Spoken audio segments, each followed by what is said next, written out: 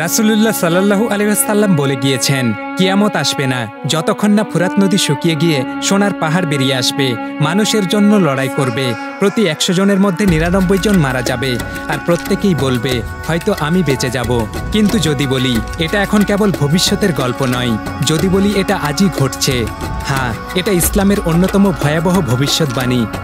ফুরাত নদী তুরস্ক, সিরিয়া ও ইরাকের মধ্যে দিয়ে যা প্রবাহিত, একদিন শুকিয়ে যাবে, নিচে বেরিয়ে আসবে সোনার পাহাড়, মানুষ ভিড় করবে আর একে অপরকে হত্যা করবে।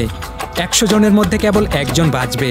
এবার আজকের দিনে একটু তাকান, ফুরাত নদী আসলেই শুকিয়ে যাচ্ছে, ইরাকের উর্বর জমি মরুভূমিতে পরিণত হচ্ছে, তুরস্কের বাঁধ প্রকল্প, খরা আর তাপমাত্রা বৃদ্ধিতে নদী নিঃশেষ হয়ে যাচ্ছে, কৃষকরা গ্রাম ছেড়ে চলে যাচ্ছে, শিশুরা দূষিত পানি খাচ্ছে, পুরো সমাজ ভেঙে পড়ছে। ফুরাত নদীর তলদেশ দেখা দিতে শুরু করেছে। কিন্তু সোনার পাহাড় ওটা কোথায়? কেউ বলেন এটা সত্যি সোনা বা ধন সম্পদ, যা অতি শীঘ্রই দেখা যাবে। কেউ বলেন এটা তেলকে বোঝানো হয়েছে, সবাই যেটাকে কালো সোনা বলে ডাকে। ইরাক ও সিরিয়ার মাটির নিচে পৃথিবীর অন্যতম বৃহৎ তেল ভাণ্ডার রয়েছে। ইরাক যুদ্ধ, আইসাস, বিদেশি আগ্রাসন, প্রক্সি যুদ্ধ, এমন কোনো সংঘাত নেই যে হয়নি। মাটির নিচের এই কালো সোনার জন্য এই অঞ্চলটা রক্তে ভেসে যাচ্ছে।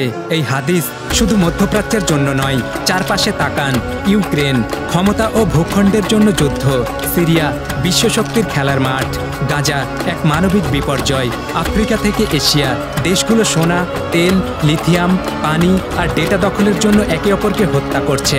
লোভ এখন বৈশ্বিক আর হিংসা এখন স্বাভাবিক, আর সবাই এখনও বলে হয়তো আমি বেঁচে যাব। কিন্তু মুসলমানদের মনে রাখা দরকার, রাসূল সাল্লাল্লাহু আলাইহি ওয়াসাল্লাম আমাদের এই খবর দিয়ে উচ্ছ্বসিত করতে চাননি, তিনি আমাদের সতর্ক করতে চেয়েছেন। তিনি বলেছেন, যে সময় ফুরাত নদী সোনার ধন ভাণ্ডার উগরে দেবে, কেউ যেন কিছু না নেয়। কেন? কারণ রক্তের বিনিময়ে অর্জিত ধন অভিশপ্ত। কারণ যখন দুনিয়া সোনায় পাগল, তখন মুমিনের হওয়া উচিত আল্লাহর প্রেমে পাগল। কিয়ামত অতি সন্নিকটে, শুধুমাত্র নদী শুকানোর জন্য নয়, বরং মানুষের হৃদয় শুকিয়ে যাওয়ার জন্য।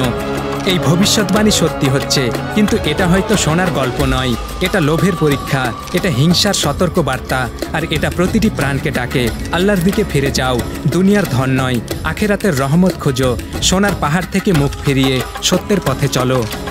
যদি এই ভিডিওটি তোমাকে নাড়িয়ে দেয়, শেয়ার করো, যেন মুসলিম অমুসলিম সবাই বুঝতে পারে ইসলাম নীরব নয়।